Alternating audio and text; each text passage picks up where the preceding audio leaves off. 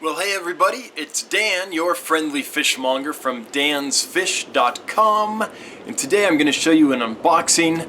Let's get to it. Alright, so here are two of the 4 boxes that we got in this time, and I talked to the wholesaler that I got these from about them coming in a little bit cold last time, and so they shipped this time in this insulated kind of bubble wrap, reflective bubble wrap. And here's what we have, 74.5 degrees, so kind of perfect. They also put in 5 heat packs this time instead of 2, which was fantastic. So here's the first bag, and here we have some clouded archerfish, which is pretty cool. I've been looking for these for a long time, finally found some at a price that made sense, and got a batch. I haven't lost any of them. They've proven very hardy. I did see a little bit of evidence of worms, so I've been deworming them, and they're doing great and eating everything. So they're coming along well and should be ready to go here shortly. The next bag here is some killifish. I'm constantly asked, what is the best killifish to get? And my response is always Fundulopanchax gardneri, which is what these guys are. These are an aquarium strain of Fundulopanchax gardneri. The reason I like this species so much is it's brilliantly colorful. It's just as colorful as any of the super rare killifish out there.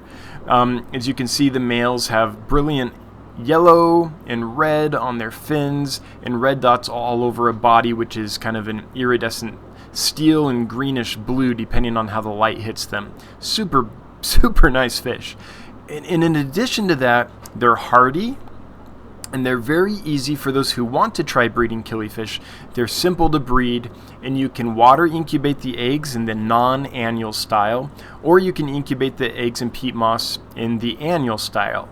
These are in semi-annual killifish, so sometimes the habitat dries, sometimes it doesn't, and they tend to live quite a while. These will last 3 years for you. So this is a great killifish for beginners, my favorite fish of all time. If I could ever only keep one fish again in my life, it would be Fundulopanchax gardneri. Alright, so what are these? Oh, some angelfish. These are a new type of angelfish. They're called the green giant or the Belgian green. And if you look at the dorsal fin and the anal fin on these guys, in the body, the upper and lower body, they're young yet, so they're just starting to show this. But when the light hits them right, you'll see this iridescent green, or sometimes on the camera it shows up as a bluish tint. That's the amazing color these guys get. This is one of the newest color morphs in angelfish out there. And as they grow older, that becomes much more pronounced. So right now you'll see flashes of it occasionally if you're paying attention to them. Well, hello buddy, come take a look. They're coming right up to the camera. They're very curious. But as they grow, that green, that iridescence will intensify and kind of spread to be stronger, I guess, or more pronounced. But you can kind of see it every now and then. You'll get a hint of what it's going to be as they mature. So I'm excited to have these guys. I've been trying for a while to get them. Finally was able to get some in, so exciting for me. Okay, what are these? Oh, these are Uaru.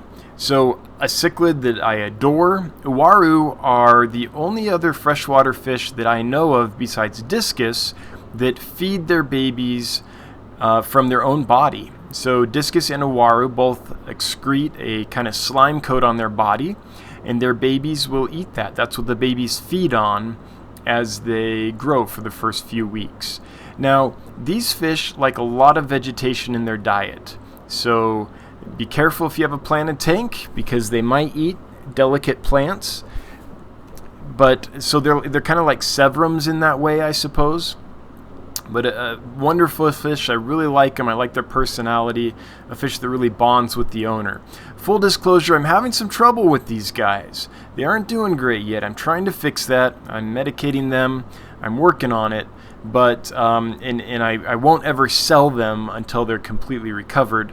But I'm not having great luck with them. I'm not sure why, but I hope they pull through because they're an amazing species, and I'd really like to be able to distribute them a little bit if I can get them to recover and settle in and be healthy.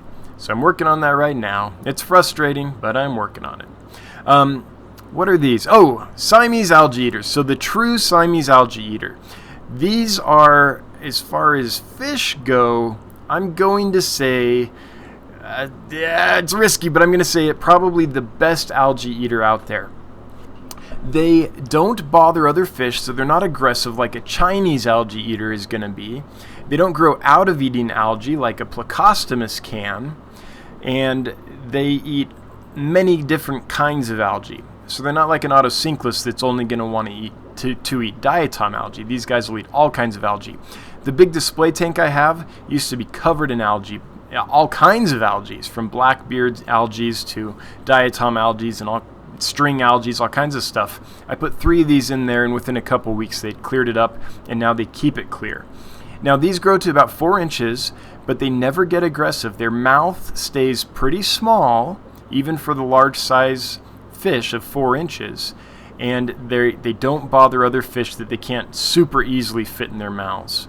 And even then, they're just not an aggressive fish in my experience. So I think they're the best algae eater you can have.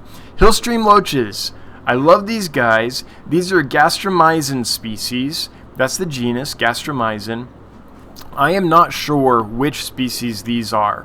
There are a couple 3 of the Gastromyzon that look very similar, and I just haven't had these long enough to observe them long enough to make a confident diagnosis, if you will, of what species they are.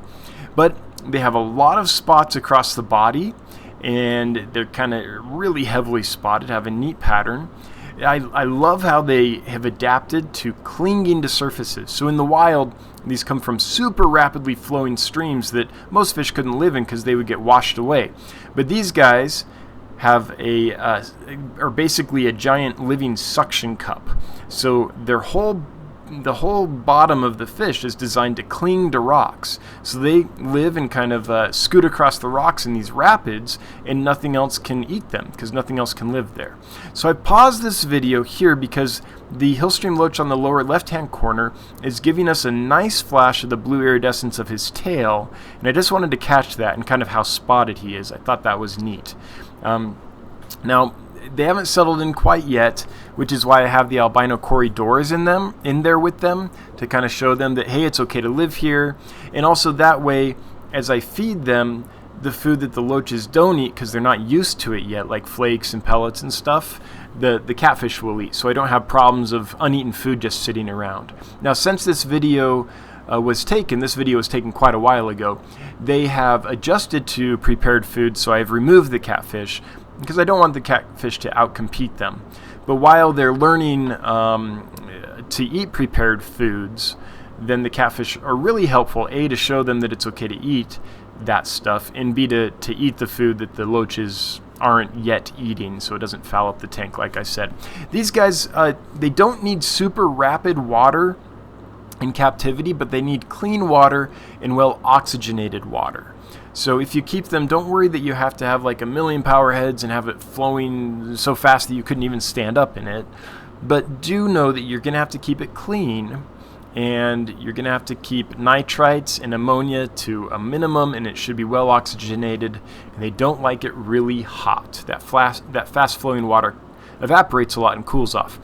Feather fin rainbows or thread fin rainbows. So this is one of my favorite rainbow fish ever, which is why a week ago I got 200 of them. And then on this order, I tried to get a couple hundred Furcata rainbows. That's what I expected. Instead, they sent me another bag of thread fin rainbows. So now I have like 400. Yeah, I think the first bag actually was 175. So almost 400 thread fin rainbows.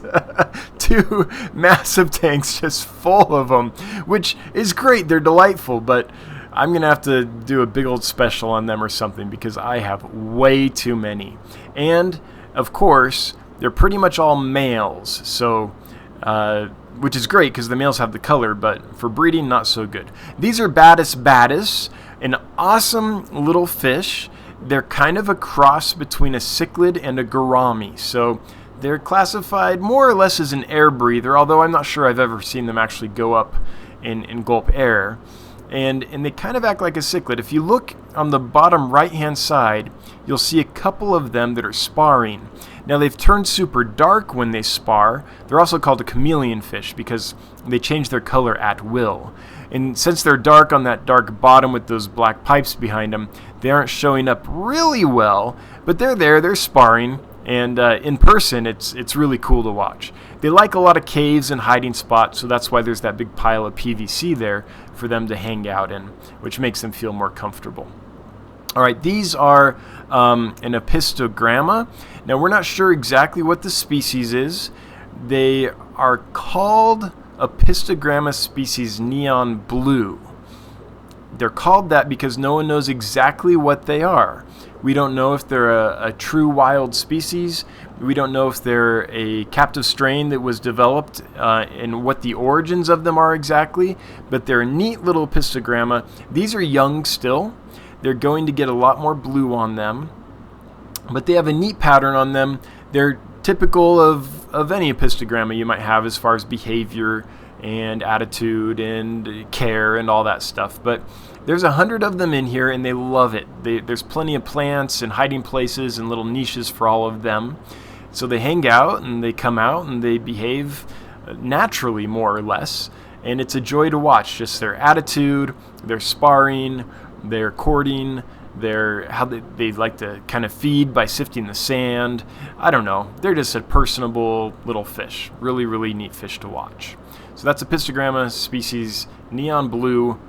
No one knows beyond that exactly what they are. So this other 74 degrees about for that other box, not bad. All right, what do we have here? I can't even. Oh, is this croaking gouramis? Yeah. So these are croaking gouramis. I like them because they're like not dwarf gouramis. They're like sparkling gouramis in many ways, but they get a lot bigger.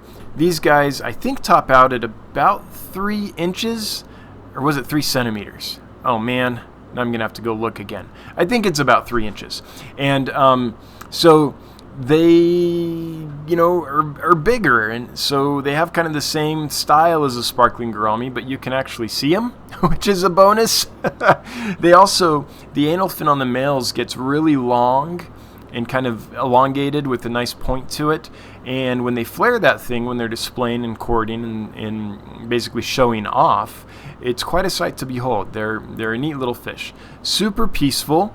And they make a little noise when they want to. That's why they're called croaking gouramis. Unlike most fish, they make this kind of, I guess, croaking noise, which I have not yet heard, but that's the rumor on the street, and that's how they got their name. So, croaking gouramis. Really cool little fish, which is peaceful and, again, like a sparkling gourami, but a little easier to see. So here, this supplier had 2 different kinds of killifish. They had golden wonders, so I was like, I'm not going to get those. And then they had something called golden panchaks. Same supplier, 2 different fish, so I figured they'd be 2 different things. So I ordered the golden panchaks, thinking they might be a wild type Aplicylus lineatus, or perhaps Aplicylus dei, or Kirschmeyeri, or maybe Blockii. Turned out they were golden wonders. So so I have 100 golden wonders, and they're just like the ones that you've seen at Petco and PetSmart and things like that. Really pretty golden iridescence on the males. Not a bad looking fish at all, but pretty common. Now these guys are a good surface dweller, but they do have a strong hunting instinct, and they will eat small fish that can fit in their mouths. They aren't vicious. Like if they can't eat the fish, they'll pretty much, leave it alone. But like they're not going to eat a fish their size. But small little fish, I mean, they would love to get their mouths on a big old group of tiny little chili rasbors or something like that, or small guppies or something like that. So just be aware of that. But they're really pretty fish. It's Aplicylus lineatus is the species, and this is the gold morph of that, which in the trade is called the golden wonder. So what are we at? 73.7 degrees. So yeah, what the wholesaler did this round is working. This is awesome. Another bag of golden wonders. Neat killifish, but we already saw them, so we're not going to cut away for this one. Just show you kind of how they arrived in the bag. And they're rock solid. I haven't lost one. They're super hardy fish. Again, really common, but I guess some fish are common for a reason. It's because they're hardy and they're pretty. All right, here we go. This is a fish I've been waiting for forever. Bam! These are the Empire Gudgeons. They came in looking great. Haven't had any problems with them. They're eating well. They're starting to actually eat flake food and pellet food. They're mostly eating frozen and live, but they're to that point where they are actually eating the flakes a little bit. So I think in another few days they'll be transferred over to prepared foods. Now these guys are small. They're gonna get 3.5, 4 inches, maybe a little over 4 inches. They're not even half grown yet. These are, I don't know, maybe 1.25 inches, 1.5 inches, and they're already starting to color up. So as they get older and develop that deep body, they'll get even prettier. But as you can see, some of the little males are already starting to color up here, and they seem to be a fantastic fish. Neat personality, just like any other gudgeon or goby that isn't, you know, hugely predatory, like a peacock gudgeon or something like that. They seem to be getting along fine and doing well. Now, once they get full grown, I don't know if they get a little more aggressive or what. I've never been able to have this fish before, but they're stunning. I'm happy to have them. Well, I hope you liked that. A bunch of really, really cool fish, I think. And yeah, I can't wait to see them settle in and get them ready to disperse. So if you like this video, please like, subscribe, hit the notification bell. What else do we want you to do? Share, you know, all that stuff. And if you have a question or comment, please leave it down below and we'll get a geek out session going and chat. All right, talk to you later. Bye-bye.